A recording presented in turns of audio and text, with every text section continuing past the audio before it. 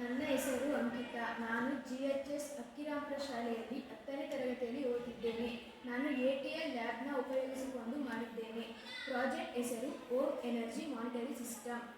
ಈ ಪ್ರಾಜೆಕ್ಟ್ನಲ್ಲಿ ನಾನು ಒಂದು ESP8266 module, AC712 current sensor, ZMPT101B voltage sensor, 1 bulb ಬಳಸಿದ್ದೇನೆ ಮತ್ತು ಔಟ್ಪುಟ್ ರಿಸಲ್ಟ್ ಥಿಂಗ್ಸ್ ಸ್ಪೀಕ್ ವೆಬ್ಸೈಟಲ್ಲಿ ಮತ್ತು ಸೀರಿಯಲ್ ಮಾನಿಟರ್ ವೆಬ್ಸೈಟ್ನಲ್ಲಿ ಕೂಡ ನೋಡಬಹುದು.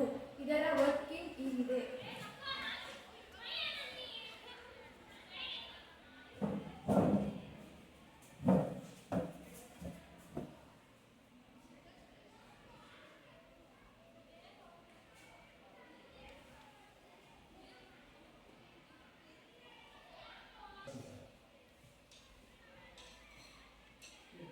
ಈಗ 5 ವೋಲ್ಟೇಜ್ ಇಲ್ಲಾಗ್ತಿದೆ ಮತ್ತು ಲೆಸ್ ದೆನ್ ಮಿನಿಟ್ಸ್ ಎಗೋ ಇದೆ. ಇದರಲ್ಲಿ ಲೈವ್ ವೋಲ್ಟ್ ಅಪ್ಡೇಟ್ ಬರ್ತಿದೆ. ಸರಿ, ಲೈವ್ ಪವರ್ ಕೂಡ ಅಪ್ಡೇಟ್ ಬರ್ತಿದೆ.